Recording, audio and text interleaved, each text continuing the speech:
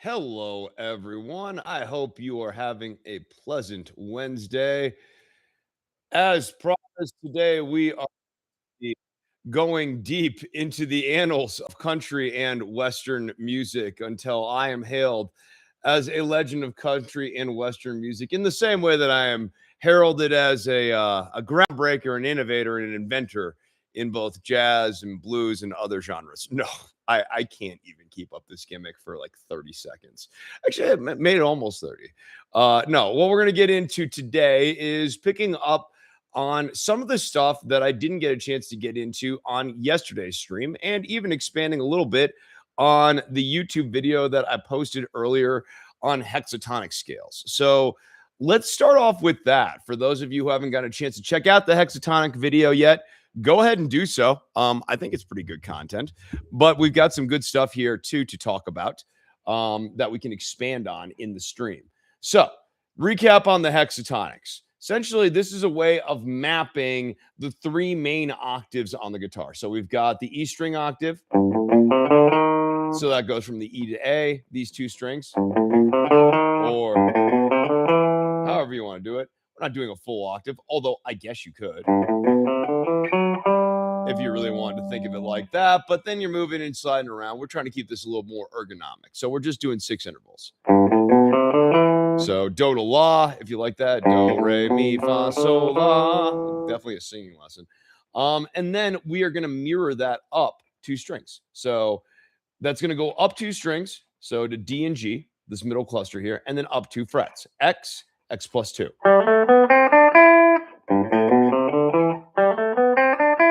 And then if we want to mirror it up onto the B and E string, we are going to go ahead and do that up 3 frets because we tune the B string to the 4th fret. And, you know, normally it should be in tune, but we're doing the best we can over here.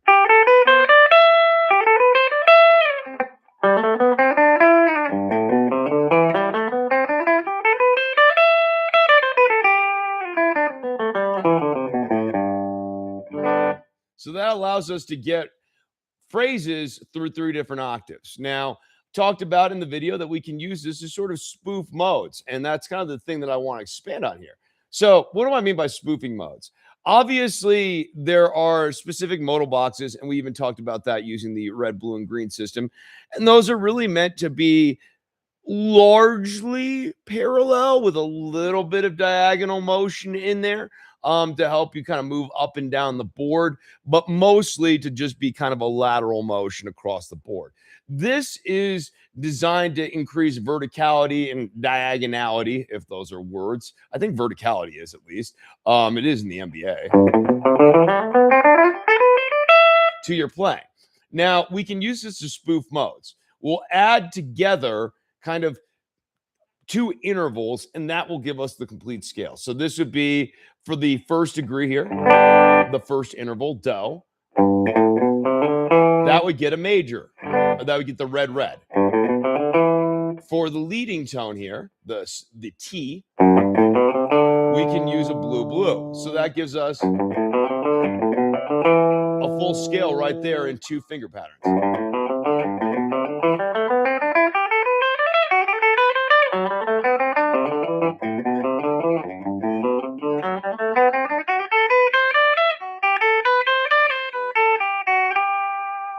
Even if I'm a little sloppy, usually just the fact that I'm using the same ergonomics tends to be pretty forgiving, especially as I'm moving between those registers and manipulating those slides. And that's a big part of what I like about this system. So we can use red for the root, blue for the leading tone. We can go up to our dominant chord. Oof. I want this in tune. I want to be in tune for literally minutes at a time, if possible.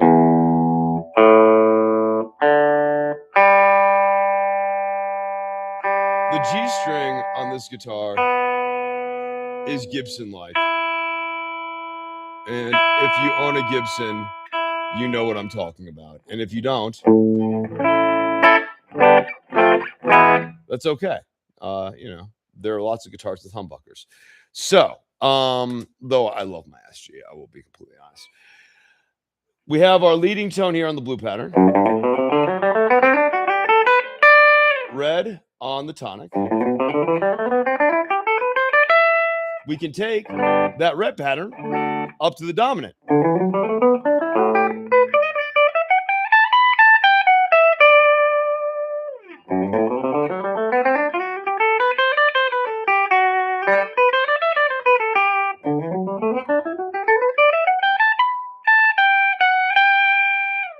And we have very easy scales that seem to be flying up and down the neck all over the place. So red on tonic and red on dominant. You can do the blue on the leading tone. And you can also do a spoof of a minor scale here on the 6th degree. So an easy way of thinking about this, I'll do it here at A. If I go red on A, that's my tonic. Here's my leading tone. And then here would be my minor. And if I glue any of those two together,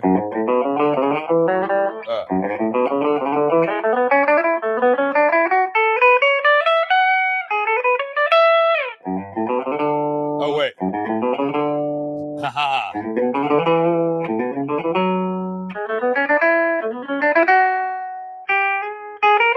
See, changing keys really did me in there.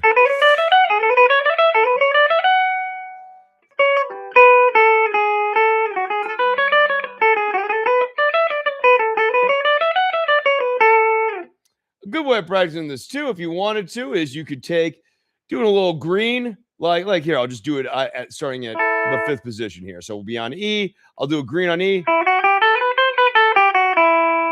Then I'm going to come up to my 7th position here, and I'm going to do a blue pattern.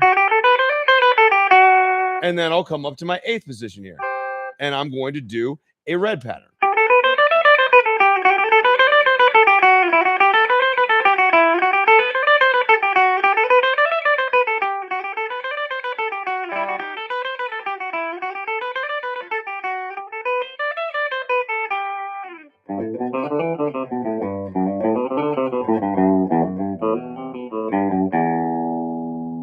This actually makes for real easy, quick modes or doing things that basically harmonically function the equivalent of starting off in a mode, but you don't have to think as deep about the fingering pattern and where you are. If you just kind of stay on track with your X+2, X+5 system, you'll be in a good position. Next thing I kind of want to expand on is we can port that lesson onto a basic lesson that I see pop up on the internet all the time. So am I doing it for clicks a little bit? Hell yeah, why not? That's what the internet's about. Let's talk about the John Mayer pentatonic and maybe expand out what Mayer's doing in the pentatonic a little bit. So the John Mayer pentatonic equator. Mayer is fond of talking about our starting box down here. And then the fact that we have a basement box down here.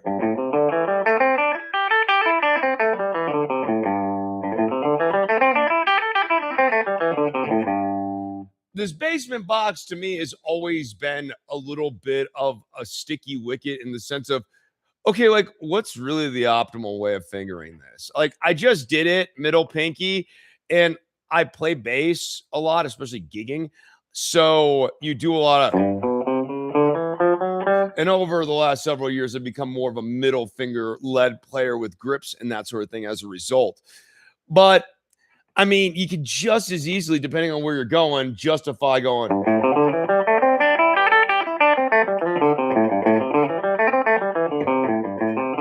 So I think the right way to practice this is both ways, with the knowledge that depending on where you're going next is really going to dictate things.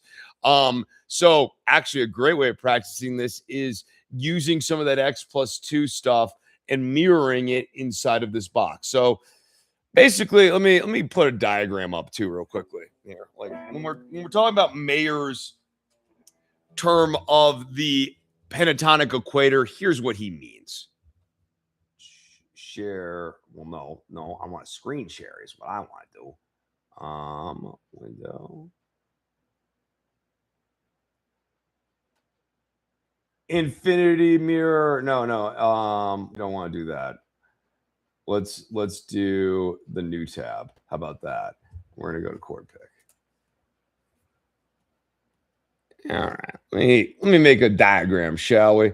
Okay, so like Mayer is essentially thinking about our pentatonic, this idea that we have two boxes to the pentatonic. We got a higher box and a lower box.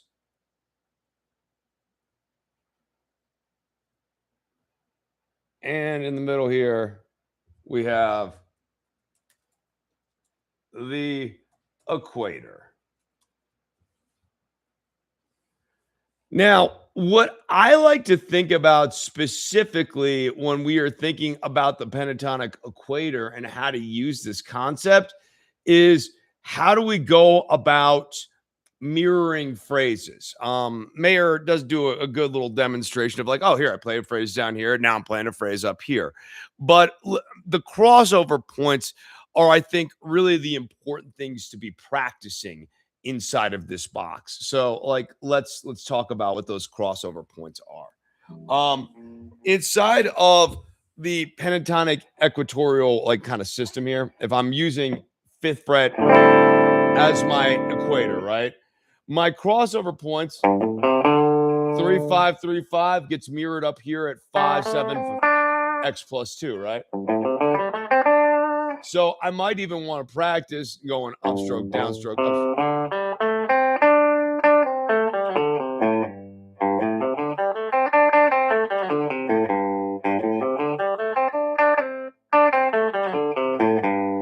Make sure when you're working on these two, get your picking pattern efficient. So it's up, then down, so that you're crossing over at the right time.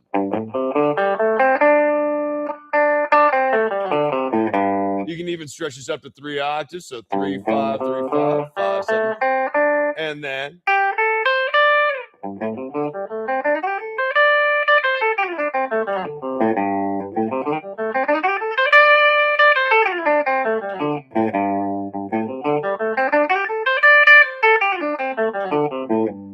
and our next crossover point, equally as important to practice. So if we're doing 5 8 up here,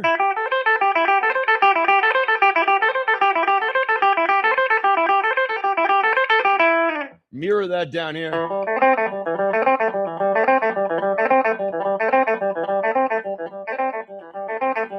So that our positional shift is super clean.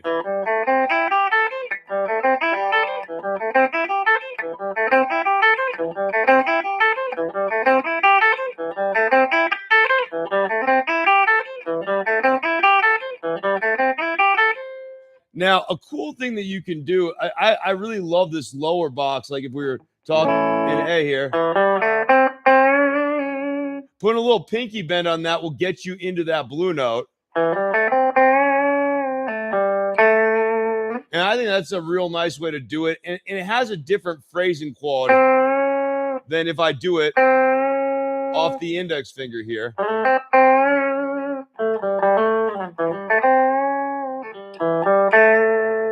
And it also translates nicely too if you were playing in the relative major.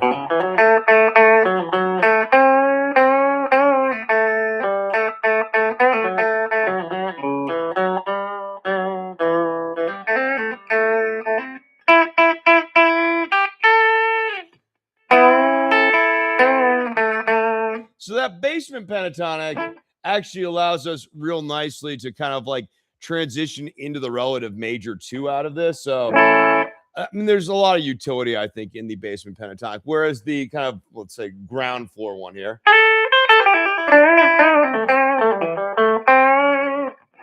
though that does have a little bit of a major quality. If I put that blue note bend on the G string again, it's not quite as conducive to just sort of seamlessly transitioning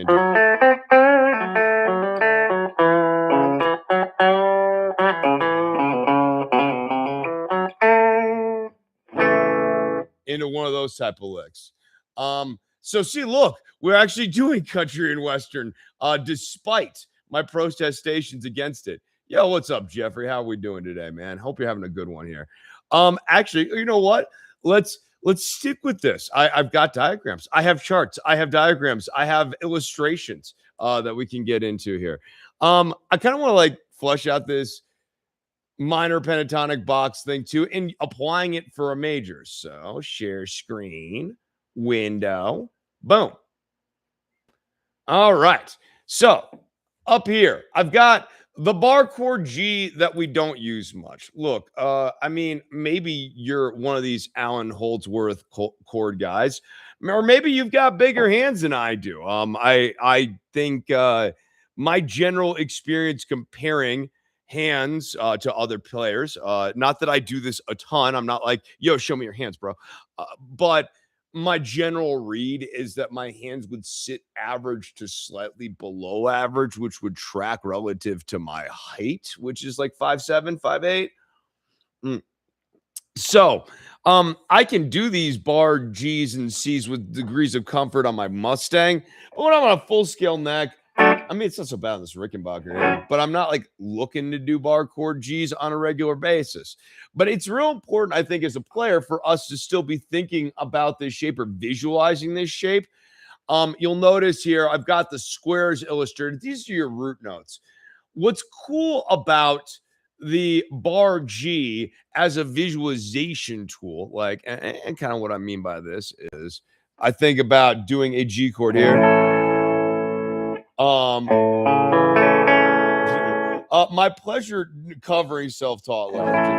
I will say, like, look, I'm not trying to run like a React channel or a roast channel, and while I will certainly from time to time be having, some fun with people being immature on stage because I even actually commented this to my fiance. I am slightly jealous that stand-up comedy right now seems to have like a constant deluge of performers just having meltdowns on stage, like their emotions are just getting exposed raw. And I kind of wished that we had that in music, like some like dumpster fire part of me does. The more constructive part of me, like one wanted to do the video as a cautionary tale. I have students. I've got a couple, and they're good students. So like it's like, no, they're problem children. No, I mean, but I think anyone who gets good at a young enough age just has that natural chip on their shoulder start to show up by the time they hit 16, 17. I got some kids who can really play at 14, 15, like better than I could. And I know that they're going to go on to do professional stuff. And so I want them to have their head on straight.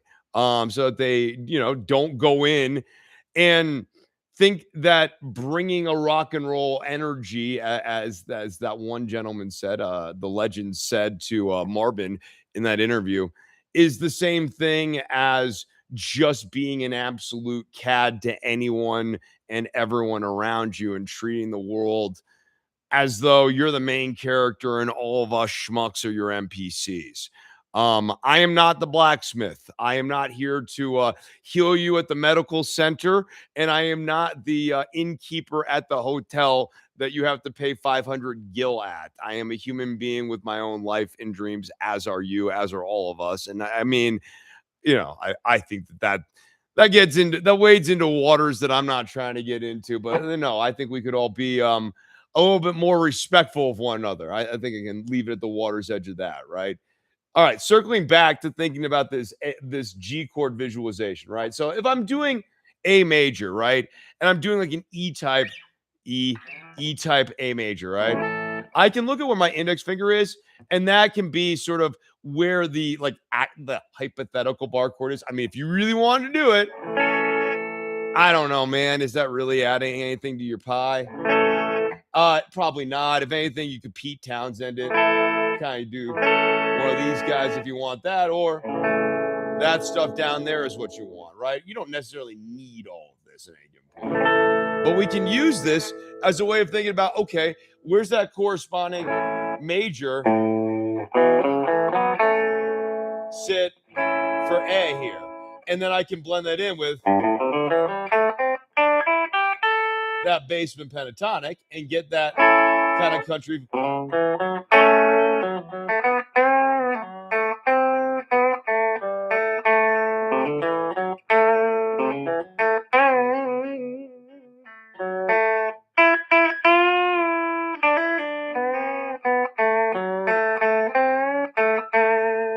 And it's almost like if I hang out in that relative major and then pepper in that basement thing, that gets me into the country thing. Answering the question about what Rickenbacker. This is a 650W. Um, Story on this is fairly simple. I got 330 back when I was in high school working a summer job at Subway. And what came with it and all the case candy was like the entire poster of the whole Rickenbacker line, right?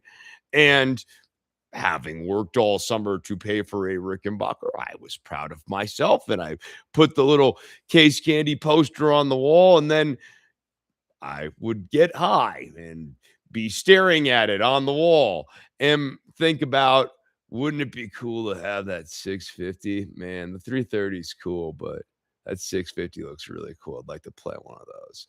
Cut forward to 20 something years later, I move out here, and after kind of completing the move and doing it under budget and everything like that, I have some extra cash, and um, I'm a teacher, so like one of the cool things is that when you purchase instruments, you can tax expense them. So I go, you know what? Let's do something. Let's treat myself. So I finally tracked down this guy. Fun fact about this: this actually came from. So it went from the American. I mean, it is a Rickenbacker, but it went from that Rickenbacker factory all the way over to Ukraine, and it was in Ukraine where it got fitted with ghost saddles and actually a whole piezo pickup system, which the original owner removed. And you can see there's like a little metal slug here that should, there's actually several metal slugs that aren't typically here, and that's why those are there. But I love these Rickenbacker mini buckers. These are actually the same pickups that they put in, I believe, the 4003. It's either the 4003 or the 4004 base. And I liked these so much that I ended up going to the Rickenbacker site, purchasing another Rickenbacker humbucker and making my 330 an HSS, and putting that in the bridge, which, this is getting deep into the Rickenbacker weeds, actually solves for the output issue that they have the choke knob on the Rickenbacker 330s for. So the choke knob is there. If you're ever looking at a Rickenbacker, there's 5 knobs. You're like, what's that fifth one for? It's there to starve the signal to the neck pickup, because the neck pickup and the bridge pickup are the same pickup, and those two positions output at different volumes. And so rather than designing a second pickup, God forbid, they just create a choke knob and just starve that neck pickup. This used to toss me in high school when I knew far less, because I used to just be like, well, when I play this, I use the neck position for leads because it outputs harder and hits all my gain stages with more gooiness and output. So I used to just solo on the neck and play rhythm on the bridge, kind of contrary to the way I think a lot of people would approach those two positions, certainly the way Gibson labels them. Um, the humbucker, again, to circle around here, the humbucker actually solved for the output issue at the bridge position.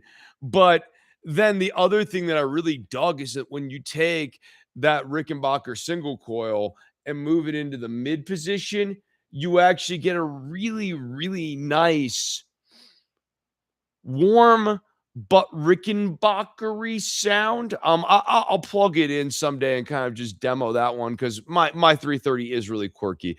But yeah, no, really, this is a really cool guitar. To kind of circle around here, I love the neck. The neck, as you notice, joins very close to the body. It's very SG like in that sense, and then the profile of the neck is a little more D like, and so that I think makes for an easier profile, more modern profile to play on than if you were playing on like the 330. I love my 330.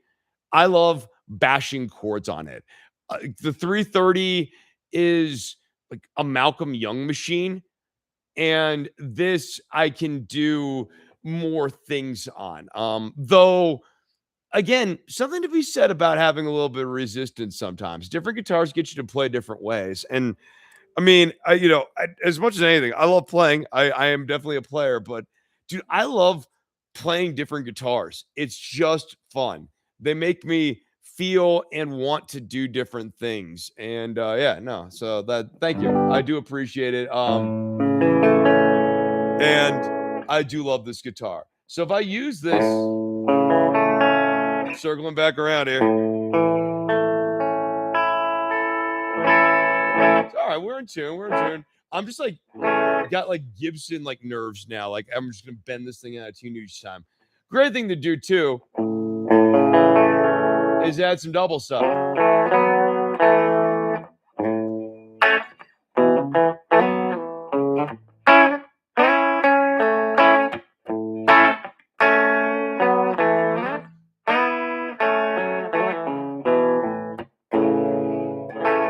To all of your major chords. And so what's cool is that this little G expansion or G visualization, any major chord you hit,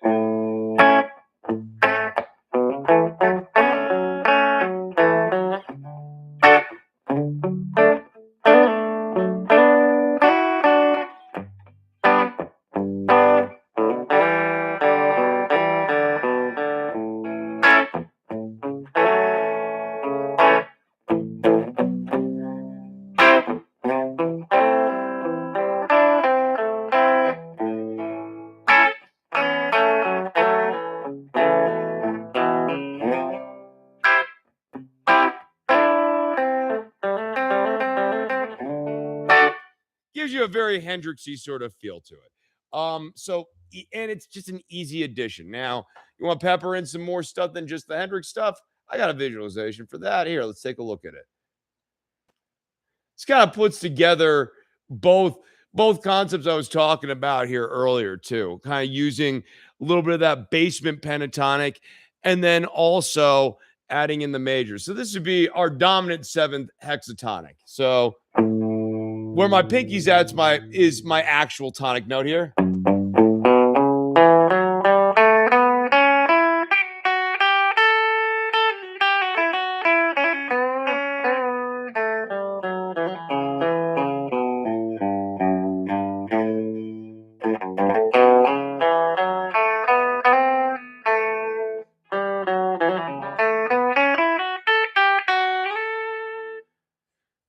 Super cool. I mean, super cool. Like, look, I drew it up, but I think it's a super easy or memorable way of kind of peppering this in, and kind of going back to this John Mayer equatorial point. I can look at sort of north and south of the equator, as in above 5 and below 5. This brings in minor tonalities. And if I go back down below that equatorial point,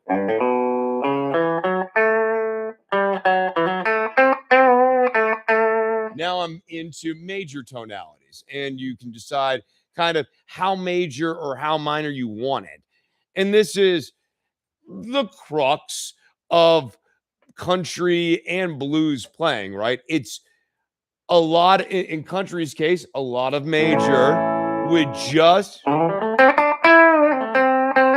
a little bit of minor peppered in.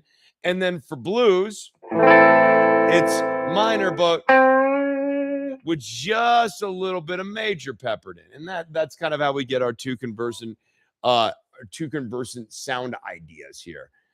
All right. Let me see what else I got on the old docket. I think I got some other things here.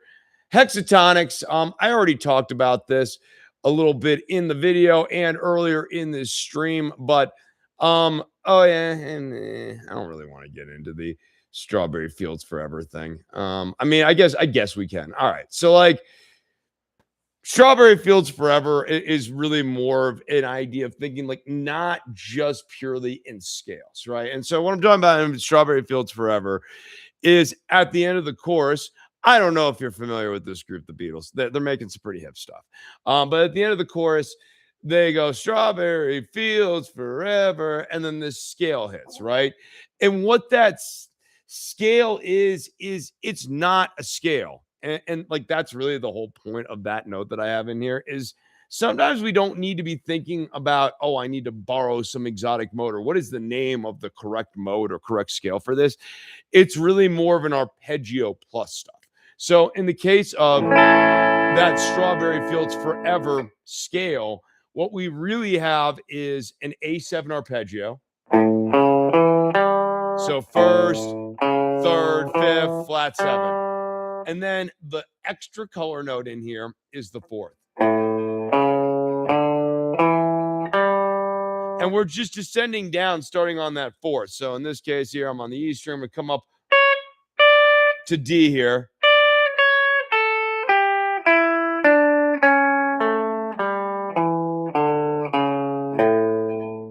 And that's the little strawberry fields lick.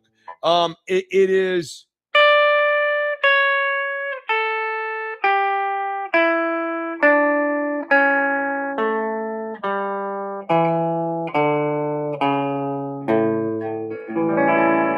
just a sketch of an A7 arpeggio here.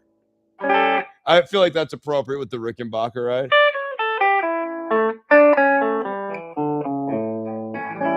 And that's a really great illustration, too, of how adding just one interval into an arpeggio can really take the chord to a very different location than just what that bass chord is. Because if I'm just hitting here like that, right? Like that doesn't feel exotic, bluesy, I guess, but not, like from somewhere else on the planet, right? But the second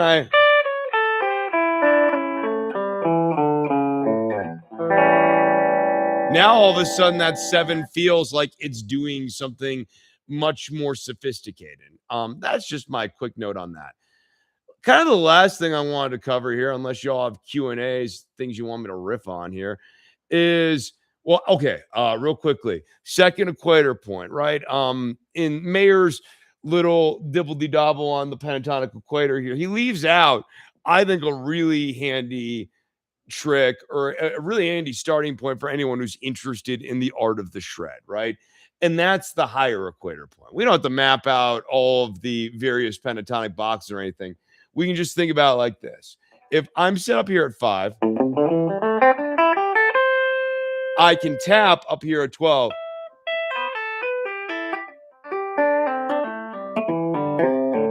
This is like what Eddie Van Halen does a lot too. So you have this second equatorial point, 7 frets above, or a harmonic fifth above, if you will. So if I just tap up here, 7 frets above.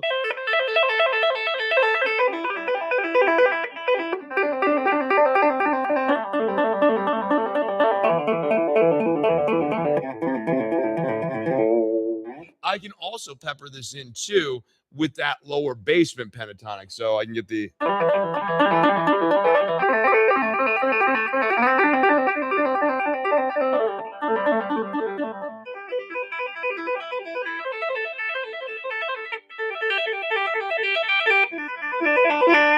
So it seems like I'm doing a heck of a lot more than I am, and I'm aware that I don't exactly have the greatest tapping tone right now, but I am getting taps on a Rickenbacker, so like bear with me here, people. Like and support the stream if you support tapping on a Rickenbacker 650. So this is a great place to start developing out your tapping and incorporating it into your playing, because tapping is like curry. A little bit goes a long way in a solo. And if you put in too much, it just completely overtakes the dish. All right. We like the tapping is like curry metaphor. I think that's an apt one, right? You really don't need a ton. If anything, what you want is a way to sort of get in and out of that tap position in a clean way. So, one, try to find a grip where you can play and then transition into that tap cleanly. I have seen dudes like basically, I've even seen a guy like throw the pick into his mouth and catch it with his teeth. Impressive. Admittedly, not a thing I would go for, not a thing I could do. But it okay, like that's cool, but like, I mean, what happens when you miss, right? Like, I mean, obviously, if you're Mr. Perfect, you throw the towel behind your back, you catch it with your hand, everything is groovy every time, right? Mr. Perfect, he can shoot the free throw from all the way across the court. Mr. Perfect throws a touchdown to himself. It's not me. I am not. I'm like the opposite of that guy. So w- I want to try to find a grip where I can sustain doing all these tapping actions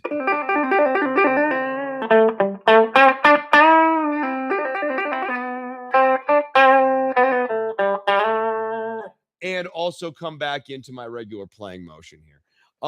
So early on, you want to get into that, get into the practice of that, start visualizing where that higher equatorial point is off your pentatonics.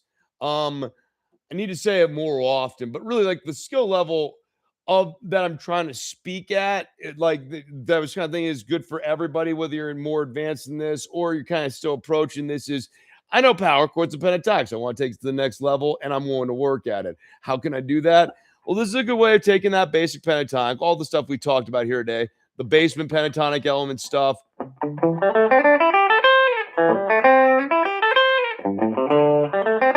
mirroring, that sort of thing.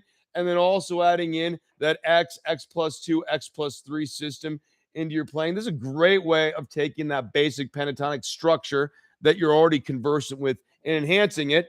And then you can add some taps on. So if you came into today's lesson, all you can kind of do is boomer box stuff. Well, now you got a lot more to play around with.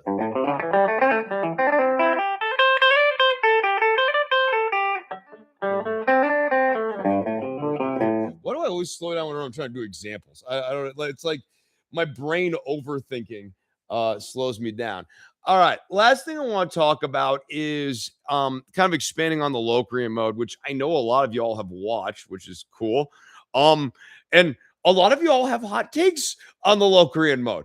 I was not expecting the Locrian mode to be a fiery topic on the YouTubes, but I'm here for this. I support this. I am Procrean, if you will.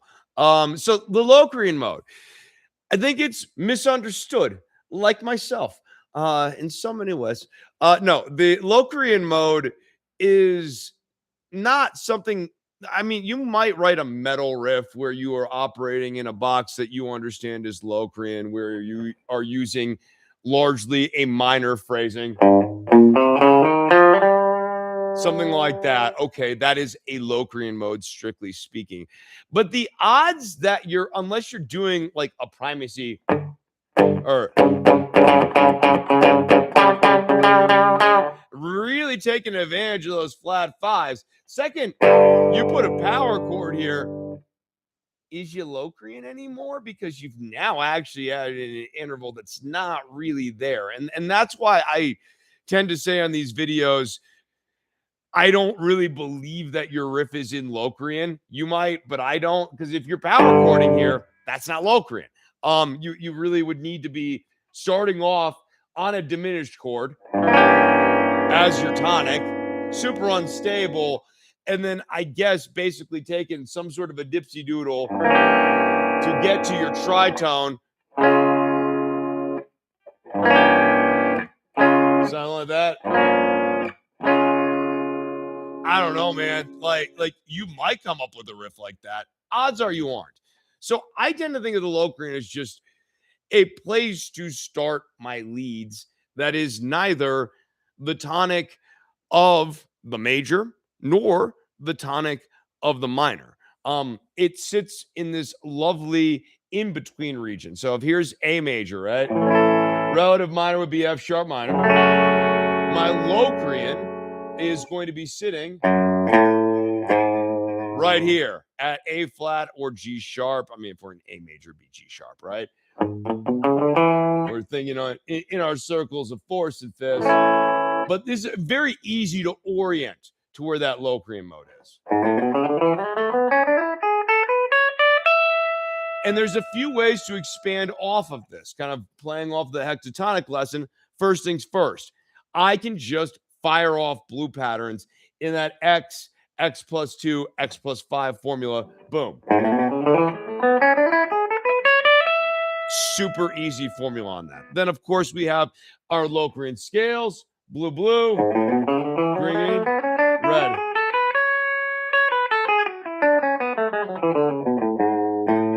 But why is that leading tone so effective? One is obviously it has a strong gravitational pull back to our tonic, right? This implies like the tonic. I mean, I can enclose it. I can, scale on thirds. I can do all sorts of different things.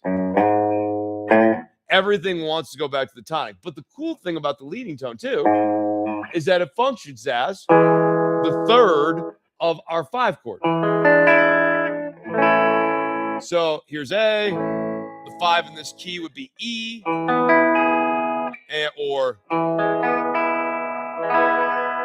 And there's your leading tone sitting there on the third.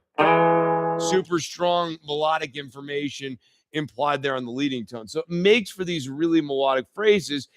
And it does a thing that I think is very useful for taking your solos to another melodic level, which is it helps you avoid the root. Now, I am certainly not saying never play the root. That would be terrible advice. But especially if you're trying to revamp your phrasing a little bit, here's a fun game to play. Think about the root as the period at the end of your musical phrase. So you want to speak in musical phrases, and you're allowed to gloss through the root here, right? Like, so I'm allowed to go, but I don't want to hit that root until I am done with whatever that phrase is. Now, in applied soloing, am I going to do this every single time? No. But to get you off of going, starting your stuff on a tonic, this is a great exercise. Generally speaking, I think that using the tonic as a starting point is something to be minimized. Not never do it, but the one downside with starting on the tonic is that the tonic has a very, very strong musical gravitational pull to it. It becomes hard to create kind of keeping with this interstellar metaphor here, escape velocity off of the tonic. You need to actually put some extra notes in there. You want to move away from, because if I just go, that still kind of wants to get sucked back into the tonic. Same thing if I go, that wants to get sucked back into the tonic. So the tonic isn't great as a starting point because you need at least 2 notes to really escape away from the gravitational pull of the tonic. So I think,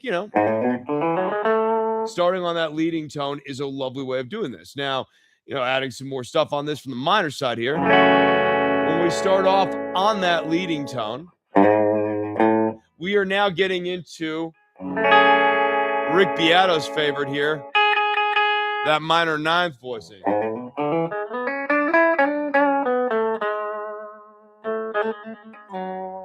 And that makes it real easy. What I like too about landing on a second is that I can decide if I want to resolve that phrase up or down. And the second gives you a little bit of like a buffering zone where you can decide, is we going up? Is we going down? How do I want to finish this phrase off? Lots of different options available to you on this. So one thing I included here is a box I'm really fond of. I call this the Loc-Dorian box. Not an actual classic scale in and of itself. Okay, so we're actually going to glue this stuff together here. I'm going to show you what this looks like. The Loc-Dorian box. So if we know We're going to keep just staying on A here. 5's easy, right? We got dots all over the place here. We got our Dorian box up here. What I want you to focus in on is this blue pattern here in the middle, because that's going to be our transition point.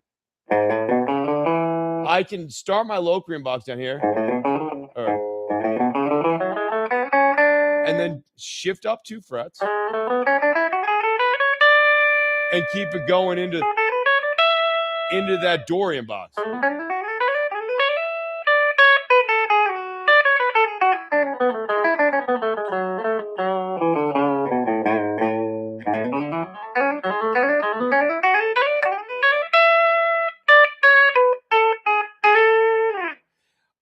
Fun little exercise if you want, get those little like quick little licks.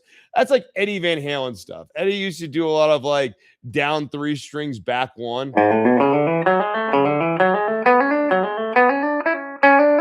And I kind of like using some of those phrases, especially like in a cleaner setting, because they sound really cool, especially when you put delay on it and you're tapped in.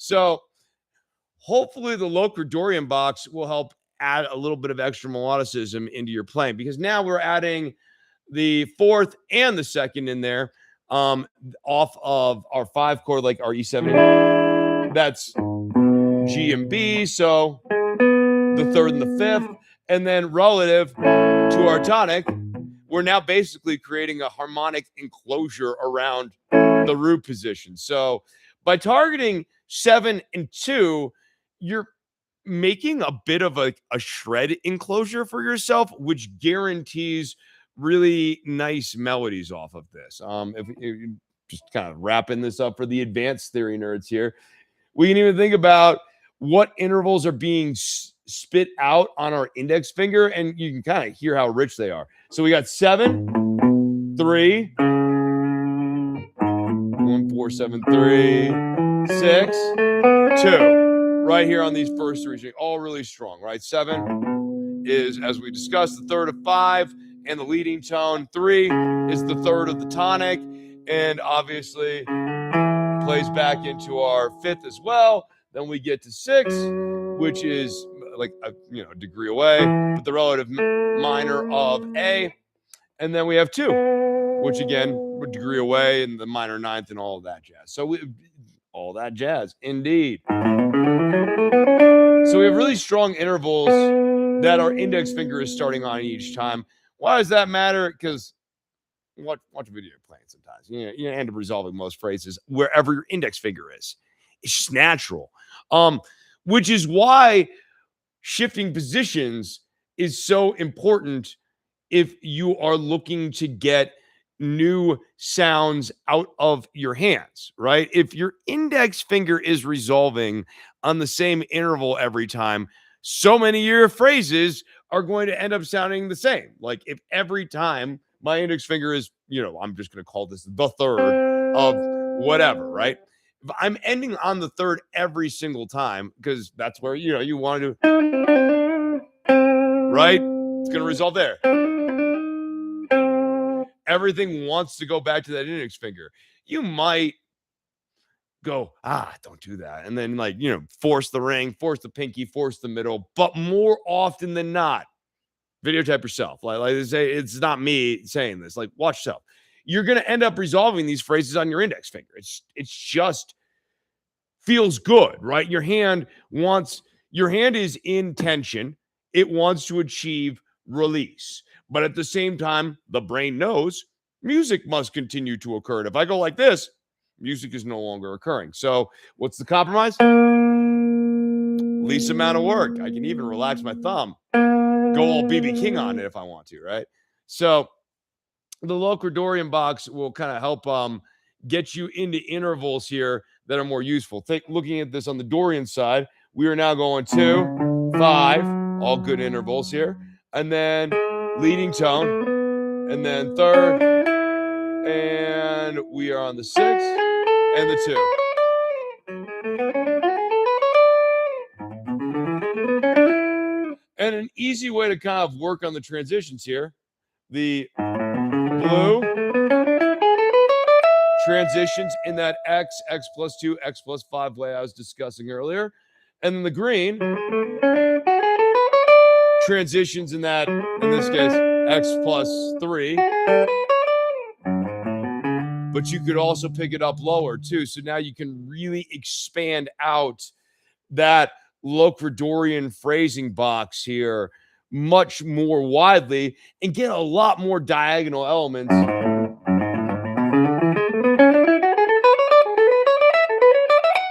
into your playing, but they don't require you to be hyper cerebral about it. Sometimes people go, oh, well, it's basic. Well, look, you cannot be thinking about tritonic substitutions, what whole tone scale goes where every second you are playing, especially if you're playing with others, because you've got to be paying attention to what other people are doing. Is my drummer dragging? What's up with my bass player? Why is the keyboard guy playing chords that sound close but aren't quite right? What is going on over there? I need to go investigate.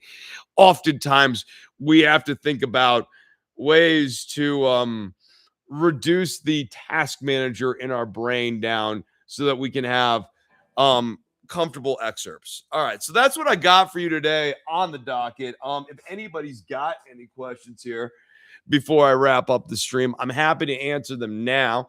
Otherwise, I do of course appreciate you all checking out the stream. I appreciate all the subscribers. I'm really pleasantly surprised with how the channel is taking off. This started basically as a discussion over Thanksgiving with my fiance about what I'm going to be doing in the next chapter here of my career, as I'm moving on in my life and that sort of thing. And so we decided, I decided that it'd be fun to launch a YouTube channel. It would be great to get students from all over, the country and the world, kind of like I had during COVID again, when people were doing a lot of Zoom lessons. And might be fun to hop on YouTube and see if anyone thinks any of this stuff's any good. And I've been really, really pleasantly surprised. I very, very much hope that y'all are hanging around not in anticipation of more brawling with the self-taught legend or something like that, but rather for actual like music education tips like that. Because that's really what this channel is going to be about. Although if people are buffoons on a musical stage, rest assured I will happily take part in doing so. If you're interested in more content like this, like the stream, if you like the stream, subscribe if you want more stuff like this. And then if you're looking to get lessons, please go over to the Patreon. You can find the Patreon. The link is right in the bio, along with the Spotify if you want to check out old stuff that I have done. So please go ahead and do all of that. Thank you guys so much for tuning in today. Happy practicing and have a great rest of your day, y'all.